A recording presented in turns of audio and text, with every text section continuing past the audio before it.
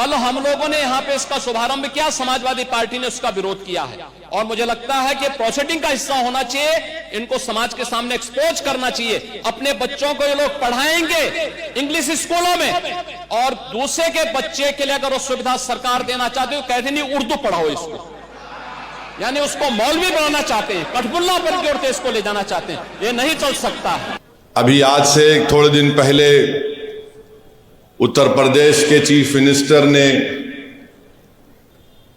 उत्तर प्रदेश की असेंबली में ये कहा कि उर्दू पढ़ना कठमुल्लाओं की तरह मौलाना बनाना की बात है, साइंटिस्ट नहीं बनते। अब जाहिर है उत्तर प्रदेश के मुख्यमंत्री को तो उर्दू नहीं आती, मगर वो साइंटिस्ट क्यों नहीं बने, उसका जवाब वही दे सकते हैं।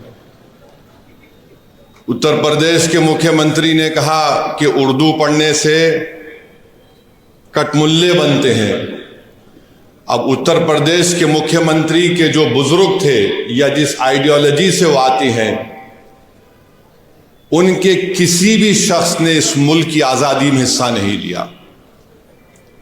ये गोरखपुर से आते हैं और उसी गोरखपुर से रघुपति साहेब फराख भी आते हैं। फराख गोरखपुरी उर्दू का एक बहुत बड़ा शायर था, मुसलमान नहीं था। अगर शायद असेंबली में कोई उठ के बोल देता मुख्यमंत्री को, तो मुख्यमंत्री बोलते नहीं उन्हें भी कठमुल्ला है। तो ये इनकी ये इंटेलेक्चुअल कैपेसिटी है इनकी। फराख गोरखपुरी गोरखपुर के शायर थे, उर्दू के बहुत बड़े शायर थे। अब मेरे अजीज दोस्तों और बुजुर्गों, जिसके जहन और दिल पर गहन लग चुका है, तो दुनिया की कोई रोशनी उसके सर पे नहीं पहुंच सकती। फराख गोरखपुरी का शेर क्या है सुनिए, ये बीजेपी आरएसएस वालों को बता रहा हूं, जो उर्दू बोलने वालों को कठमुल्ला कहते हैं। फराख गोरखपुरी ने कहा था, सरजमीन हिंद पर अक़वाम आलम के फराख, सरजमीन हिंद पर अक़वाम आलम के फराख, काफिले बसते गए हिंदुस्तान बनता गया। सरजमीन हिंद पर अक़वाम आलम यानी नेशंस आए इस देश में, बसते गए हिंदुस्तान बना। अब ये जो आर्ग्यूमेंट इनका आरएसएस का है कि नहीं ये बाहर से आए, तुम भी बाहर से आए, जितने आर्यंस है बाहर से आए, अगर ओरिजिनल है तो द्रविडियन और ट्राइबल लोग हैं। फराख गोरखपुरी ने सच्चाई को बयान कर दिया। अब इनको नफरत इतनी उर्दू से है कि इनको शायद ये भी नहीं मालूम होगा कि हसरत मोहानी ने कलकत्ता में अंग्रेज लीडर कौन था, मॉन्टेग्यू के खिलाफ हसरत मोहानी ने नारा लगाया था। क्या नारा लगाया था? इनकलाब जिंदाबाद, इनकलाब जिंदाबाद। अब शायद इनको यह भी नहीं मालूम होगा कि सुभाष चंद्र बोस, नरेंद्र मोदी उनका स्टैचू लगाए दिल्ली में। अब नरेंद्र मोदी इनको छोड़ दिए, तुम जरा ये बोलते रहो। सुभाष चंद्र बोस जो आजाद हिंद फौज बनाए थे, उसका नारा क्या था? इत्तेहाद, एतेमाद और कुर्बानी। इत्तेहाद, एतेमाद और कुर्बानी नारा था सुभाष चंद्र बोस का, नेताजी सुभाष चंद्र बोस का। इस हैदराबाद से वजीर सुल्तान, एक मशहूर फैमिली थी, उनके एक खानदान के फर्द नेताजी के साथ चले गए भारत छोड़ के। इसी मुल्क में हैदराबाद के सफरानी साहब थे, नेताजी के साथ चले गए। ये नहीं मालूम शायद मुख्यमंत्री को, तो यहां हैदराबाद से हम मुख्यमंत्री को ज्ञान दे रहे। राम प्रसाद बिस्मिल को इनको नहीं मालूम होगा, हिंदू थे। उन्होंने कहा था कि सरफरोशी की तमन्ना अब हमारे दिल में है। तो यही सरफरोशी की तमन्ना अब हमारे दिल में है कहकर भगत सिंह फांसी के फंदे पे चढ़ गए। और यही उर्दू के लफ्ज को अल्लामा काफी रहमतुल्लाह अलैह जो मुरादाबाद के थे, अंग्रेजों के खिलाफ जिहाद का फतवा दिया था मौलाना काफी ने। जब 2 दिन में अंग्रेज जज ने उनको 2 मई को ट्रायल शुरू हुआ, 4 मई को उनको फांसी की सजा दे दी गई। और मौरिख ने लिखा कि अल्लामा काफी के ऊपर इस्तरी गरम करके उनके जिस्म पर चुरके दिए जाते थे। वो अल्लामा काफी जब फांसी के फंदे की तरफ जा रहे थे तो उनके उर्दू के अशार नातिया उर्दू के अशार थे। उत्तर प्रदेश के मुख्यमंत्री, आप उत्तर प्रदेश के मुख्यमंत्री हैं, मौलाना काफी मुरादाबाद के थे। फतवा दिया अंग्रेजों के खिलाफ जिहाद का, कठमुल्ले तुम बोलते ना। क्या कहा था अल्लामा काफी ने? कोई गुल बाकी रहेगा ना चमन रह जाएगा, पर रसूल अल्लाह का दीन हसन रह जाएगा। अतलस व कम ख्वाब की पोशा पर नाजा ना हो तुम, इस तने में जान पर खाकी कफन रह जाएगा। नामे शाहाना जहां मिट जाएंगे, लेकिन यहां हशर तक नामो निशां पंजेतन रह जाएगा। ये मौलाना काफी उर्दू के नातिया कलाम पढ़ के मुख्यमंत्री फांसी पे चढ़ गए, आपको नहीं मालूम। और फिर वहीं पर जोश मलियाबादी, इनको मालूम ही नहीं, बस उर्दू से दुश्मनी है। और फिर ब्रिज नारायण चकबस, ये भी हिंदू थे मुख्यमंत्री।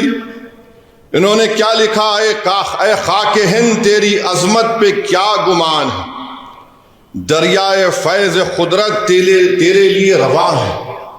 ये ब्रिज नारायण ने लिखा उर्दू में। फिर आज इन्हीं की ये बात, फिर मुजाहिद आजादी मौलाना शौकत अली खिलाफत तहरीक में बहुत बड़ा रोल उनका।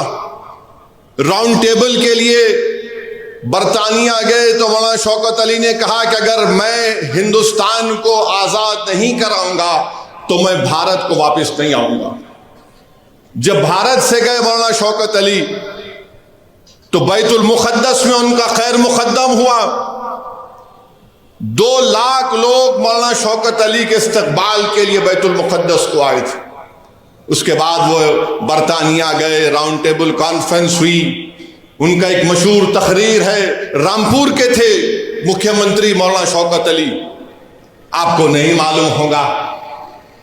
मौलाना शौकत अली ने एक शेर कहा था, शायद ये आपके लिए और आरएसएस और बीजेपी के लिए कहा होगा, यकीनन कहा होगा। मौलाना शौकत अली ने कहा, दौरे हयात आएगा खातिल, दौरे हयात आएगा खातिल खजा के बाद, दौरे हयात आएगा खातिल खजा के बाद, है इब्तिदा हमारी तेरी इंतहा के बाद।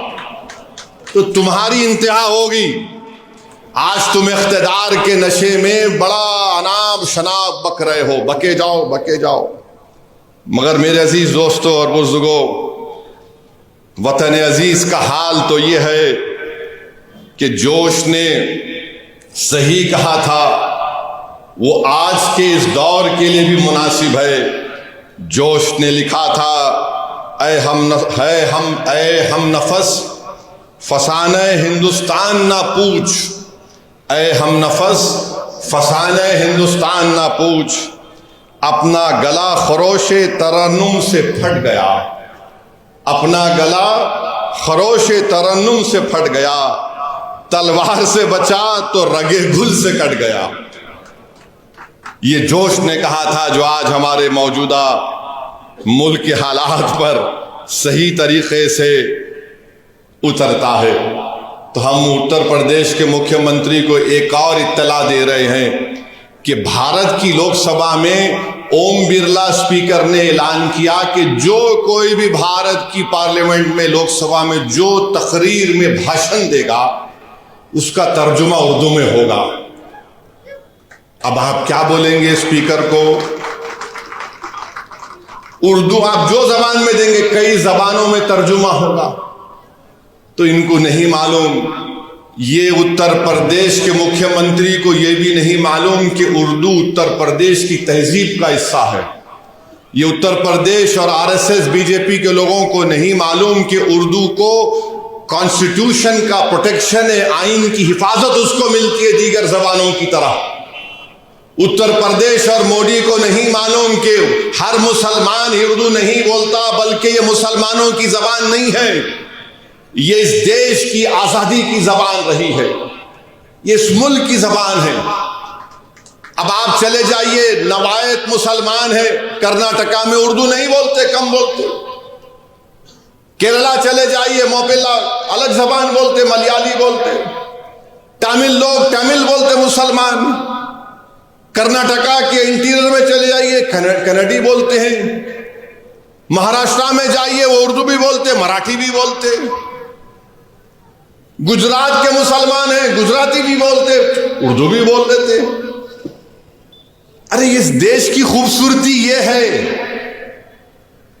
बीजेपी इस देश को, इस वतन को एक जबान, एक मजहब, एक आइडियोलॉजी और एक लीडर के तहत बनाना चाहती है। भारत में हजारों मजहब हैं, कई जबानें हैं, कई हजारों तहजीबें हैं, तभी जाकर भारत बनता है। इसीलिए फराग गोरखपुरी ने कहा थे, अक़वाम आलम का लफ्ज इस्तेमाल किया था। अब इनको समझ में आया नहीं आया नहीं मालूम, मगर हमारा काम यह है कि इनको समझाना और इनको बताना कि उर्दू से दुश्मनी करना जिद्दोजहद आज़ादी से दुश्मनी करने के बराबर है।